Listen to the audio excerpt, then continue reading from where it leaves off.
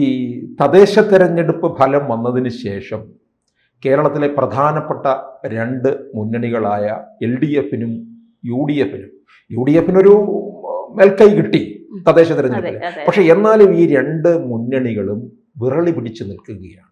പ്രത്യേകിച്ച് നരേന്ദ്രമോദിയുടെ ഒരു വരവോടുകൂടി, നരേന്ദ്രമോദിയുടെ വരവ് ഒരിക്കലും ഇവർക്ക് അങ്ങോട്ട് സഹിക്കാൻ കഴിയാത്ത തരത്തിലേക്കാണ്. കാരണം മോദിയുടെ ഓരോ വരവിലും വോട്ട് ഇവിടെ മറിയുന്നു എന്നവർക്ക് കൃത്യമായി മനസ്സിലാകുന്നുണ്ട്. ഇത്തവണ ആ വരവിലും അത് വളരെ കൂടുതലായിട്ടുണ്ടായി. കാരണം അത് ഈ കോർപ്പറേഷന്റെ വിജയം ആഘോഷിക്കാൻ തന്നെ വന്നതാണ്. അപ്പോൾ ഈ വരാൻ പോകുന്ന നിയമസഭാ തെരഞ്ഞെടുപ്പിൽ കേരളത്തിൽ NDA മുന്നണി ശക്തമായ ഒരിടം പിടിക്കും എന്ന ഉറച്ച വിശ്വാസം ഘടകകക്ഷിയായ താങ്കളുടെ പാർട്ടിക്കും ഉണ്ടാകുമല്ലോ. തീർച്ചയായിട്ടും. നമുക്കിപ്പോൾ അത് പ്രവചിക്കാൻ പറ്റാത്ത തരത്തിലാണ് സാറേ. കാരണം ഞങ്ങളൊക്കെ ആദ്യം തൊട്ട് നമ്മൾ വിചാരിച്ചിരുന്നത് ഒരു 20 സീറ്റ് എന്തായാലും BJP പിടിക്കും എന്നുള്ള ഒരു പ്രതീക്ഷയായിരുന്നു. പക്ഷെ ഇപ്പം ഈ 2020 കൂടി വന്ന് ഘടകകക്ഷികളുടെ NDAയുടെ ഭാഗമായി മോദിജിയുടെ ഈ ഒരു വരവോടും കൂടി ശരിക്കും അതിനെക്കാട്ടിൽ കൂടുതൽ വരുമോ എന്നുള്ളൊരു പ്രതീക്ഷയിലാണ്. കാരണം മോദിജിയുടെ വരവ് അത്രമാത്രം ചലനം ഉണ്ടാക്കിയിട്ടുണ്ട് കേരളത്തിൽ മൊത്തത്തിൽ. ചെറിയൊരു എക്സാമ്പിൾ പറയാം. കണ്ടിട്ടുണ്ടാവും, സാറൊക്കെ കണ്ടിട്ടുണ്ട്. ഒരു കൊച്ചു കുട്ടിയെ പോലും ശ്രദ്ധിക്കുന്ന ഒരു രീതി, അപ്പം അതൊക്കെ ജനങ്ങളിൽ ആവേശമുണ്ടാക്കും. ഒരു കുഞ്ഞ് ഒരു ചിത്രം വരച്ചിട്ട് അത് കണ്ടിട്ടുണ്ടാവില്ല. അതേപോലെ ആ ഡെപ്യൂട്ടി മേയർ കാല് തൊട്ട് തൊഴുതപ്പോഴത്തേക്കും സ്ത്രീകളെ എങ്ങനെ റെസ്പെക്റ്റ് ചെയ്യണം, സ്ത്രീകളോട് എങ്ങനെയാണ് പെരുമാറേണ്ടത്, ഇതൊക്കെ അദ്ദേഹത്തിന് കണ്ട് പഠിക്കേണ്ട കാര്യങ്ങളാണ്. അപ്പം സ്ത്രീകളാണ് കൂടുതലും BJPയിലേക്ക് കയറുന്നതെന്ന് പൊതുവേ പറയാറുണ്ട്. അത് സ്ത്രീകൾക്കൊരു പ്രൊട്ടക്ഷൻ കിട്ടും എന്നൊരു തോന്നൽ എല്ലാവരിലും ഉണ്ടായിട്ടുണ്ട്. അദ്ദേഹം ഭരിക്കുന്നിടത്തോളം കാലം സ്ത്രീകൾക്കൊരു മേൽക്കോയ്മയുണ്ട് എന്ന് വിശ്വസിക്കുന്ന കൂട്ടത്തിലാണ്. അപ്പം ആ തരത്തിൽ നോക്കുമ്പോൾ നമുക്കൊന്നും അങ്ങനെ പ്രവചിക്കാൻ പറ്റുന്നില്ല. ചിലപ്പം സീറ്റിൻ്റെ എണ്ണം കൂടാനാണ് സാധ്യത. സീറ്റിന്റെ എണ്ണം കൂടുതൽ സീറ്റിനപ്പുറത്തേക്ക് പോകാനാണ് സാധ്യത. അത് ഈ ലോക്സഭാ തെരഞ്ഞെടുപ്പിലാണ് ഈ 20 സീറ്റിന്റെ ഒരു കണക്ക് എടുത്തത്. 9 ഇടങ്ങളിൽ 1-ാം സ്ഥാനത്ത് നിൽക്കുന്നു, 11 ഇടങ്ങളിൽ 2-ാം സ്ഥാനത്ത് നിൽക്കുന്നത് തന്നെ 1-ാം സ്ഥാനവുമായിട്ട് വലിയ അകലമില്ല. പിന്നെ തദ്ദേശ തെരഞ്ഞെടുപ്പ് വന്നു കഴിഞ്ഞപ്പോൾ ഏതാണ്ട് ഒരു 38 നിയമസഭാ മണ്ഡലങ്ങളിലെ 30,000-ത്തിലധികം വോട്ട് BJP നേടിയിട്ടുണ്ട്, NDA മുന്നണി നേടിയിട്ടുണ്ട്. ഈ 30,000-ത്തിലധികം എന്ന് പറഞ്ഞാൽ 40,000-ത്തിൽ പോയിട്ടുണ്ട്, 40,000-ത്തിന് മുകളിൽ പോയിട്ടുള്ള മണ്ഡലങ്ങളും ഉണ്ട്. അപ്പോൾ അവിടെയൊക്കെ 2,000-3,000 വോട്ട് കൂടി വന്നു കഴിഞ്ഞാൽ ഇതൊക്കെ വിജയത്തിലേക്ക് കടക്കും. അതുകൊണ്ടാണ് ഞാൻ പണ്ട് പറഞ്ഞ ആ ലോക്സഭാ ഇലക്ഷന് പറഞ്ഞ 20 സീറ്റ് ഇപ്പോഴും എൻ്റെ ഒരു പ്രതീക്ഷയിൽ വലിയ തരത്തിലുള്ള മാറ്റം ഉണ്ടാവും കേരളത്തിൽ.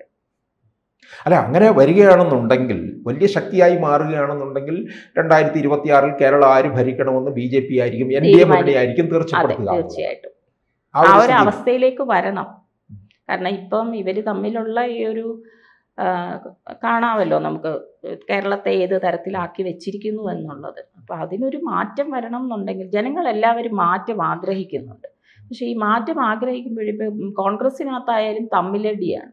ആര് CM ആകും എന്നുള്ള ഒരു കാര്യത്തിൽ അവർക്ക് തന്നെ ഒരു ഉറപ്പില്ല. അപ്പോൾ എപ്പോഴും അങ്ങോട്ടും ഇങ്ങോട്ടും അടി നടന്നുകൊണ്ടിരിക്കുന്നത്. അപ്പോൾ ഈ ഒരു ഇലക്ഷൻ കഴിഞ്ഞാൽ പോലും CMന് വേണ്ടിയിട്ടുള്ള ഒരു അടി ചിലപ്പോൾ അവിടെ ഉണ്ടാവാൻ സാധ്യതയുണ്ട്. ഇതൊക്കെ ജനങ്ങൾ മനസ്സിലാക്കുന്നുണ്ട്. പണ്ടൊക്കെ പറയുമായിരുന്നു ജനങ്ങൾ വിഡ്ഢികളാണ്, ആരെയും ചെയ്തു. ഇപ്പം അങ്ങനെയല്ല. ഉള്ളവർക്കൊക്കെ കുറേ അധികം അവർ രാഷ്ട്രീയം മറന്ന് എങ്ങനെ നമുക്ക് സംസ്ഥാനത്തിന് ഉയർച്ചയുണ്ടാകുന്നു എല്ലാ അർത്ഥത്തിലും. ഇപ്പോൾ മോദിജി വന്നപ്പം തിരുവനന്തപുരത്തിനെ ഏറ്റവും വലിയൊരു നഗരമാക്കി മാറ്റും എന്ന് പറയുമ്പോൾ അവിടെ എന്തൊക്കെ മാറ്റങ്ങൾ ഉണ്ടാവുന്നു. കാരണം തൊഴിൽ കൂടുതൽ വരുന്നു.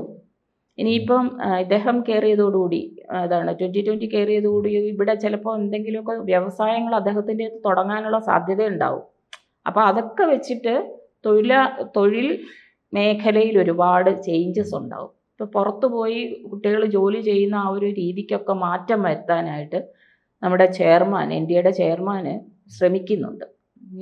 അന്ന് അദ്ദേഹം ലോക്സഭാ ഇലക്ഷന് നിൽക്കുന്ന സമയത്ത് അദ്ദേഹം ഏറ്റവും കൂടുതൽ പറഞ്ഞിട്ടുള്ള ഒരു കാര്യം ഇതാണ്: തൊഴിൽ അന്വേഷിച്ച് വിദേശത്ത് പോകാതെ നമ്മുടെ നാട്ടിൽ തന്നെ തൊഴിൽ കൊടുത്ത്, അപ്പോൾ തൊഴിൽ ഇവിടെ കൊടുക്കുമ്പോഴുള്ള കാര്യം എന്ന് പറയുന്നത് ഇവിടെ തന്നെ സമ്പത്ത് ഇവിടെ തന്നെ നിൽക്കും.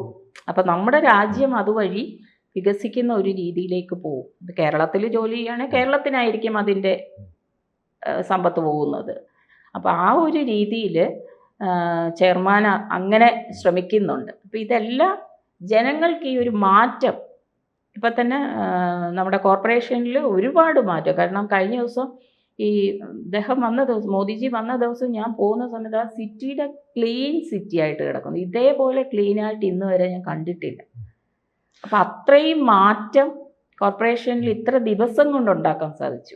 അപ്പോൾ ഈ തിരുവനന്തപുരത്തെ ഇന്ത്യയിലെ ഒരു പ്രധാനപ്പെട്ട നഗരമാക്കി മാറ്റും എന്ന് പറയുമ്പോൾ അത് കേരളത്തിലുള്ള ജനങ്ങൾ മുഴുവൻ ഏറ്റെടുക്കുകയാണ്.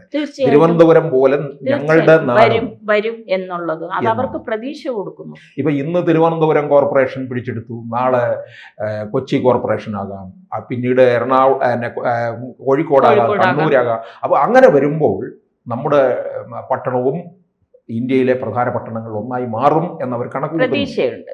കാരണം അവർക്കെല്ലാം വികസനം വേണം. വികസനം ഉണ്ടെങ്കിൽ മാത്രമേ നാടിന് വികസനം ഉണ്ടെങ്കിലല്ല അവരവരുടെ കുടുംബത്തിലേക്കും അത് ബാധിക്കൂ. പലതരത്തിലും വികസനം വരുമ്പോൾ ഒരു വീട്ടിൽ ഒരാൾക്ക് ജോലിയായി. അപ്പം ആ ഒരു രീതിയിൽ വെച്ച് ചിന്തിക്കുമ്പോൾ ജനങ്ങൾക്കെല്ലാം BJP-യോട് ഒരു സപ്പോർട്ടാണ്. ഒന്നാമത്തെ കാര്യം, മോദിജി കൊടുക്കുന്ന ഒരു ഗ്യാരണ്ടി അത് വെറും വാക്കല്ല, വെറുതെ ഒരു വാക്ക് പറയുന്ന ഒരു നേതാവല്ല അദ്ദേഹം എന്നുള്ളത് എല്ലാവർക്കും മനസ്സിലായി കഴിയും. അതുപോലെ തന്നെയാണ് നമ്മുടെ ചെയർമാനും.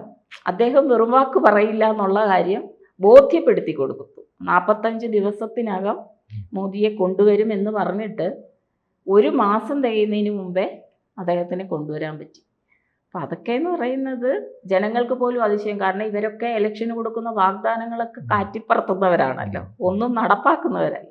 അപ്പം അത്തരത്തിൽ നോക്കുമ്പോൾ പറഞ്ഞതിനെക്കാട്ടിൽ മുന്നേ കാര്യങ്ങൾ നടപ്പിലാക്കുന്നു, പറഞ്ഞ ദിവസത്തിന് മുന്നേ കാര്യങ്ങൾ നടപ്പിലാക്കുന്നു എന്ന് പറയുമ്പോൾ കൂടുതൽ താല്പര്യം BJP-യിലേക്ക് NDA-യിലേക്ക് മൊത്തത്തിൽ വന്ന് ഒരു ചേഞ്ചസ് ഉണ്ടാവും എന്തായാലും. അതുപോലെ തന്നെ ഈ 2020 വന്നു കഴിഞ്ഞപ്പോഴത്തേക്കും ഒരു ക്രൈസ്തവ പിന്തുണയും ഒക്കെ തന്നെ കൂടുതലായിട്ട് ഈ NDA മുന്നണിയിലേക്ക് ഉണ്ട്. ക്രൈസ്തവർക്കും ഒരു വിശ്വാസം വന്നു. കാരണം ഈ വഖഫ് നിയമമൊക്കെ പ്രശ്നങ്ങൾ വന്നതോടുകൂടി അവരിലും ഒരു ചേഞ്ചസ് വന്നു. ഒരുപാട് ക്രിസ്ത്യൻസിനും ഇനി മോദിജി ഉണ്ടെങ്കിലേ രക്ഷയുള്ളൂ എന്നുള്ളൊരു ചിന്ത അവരുടെ ഇടയിലുണ്ടായിട്ടുണ്ട്.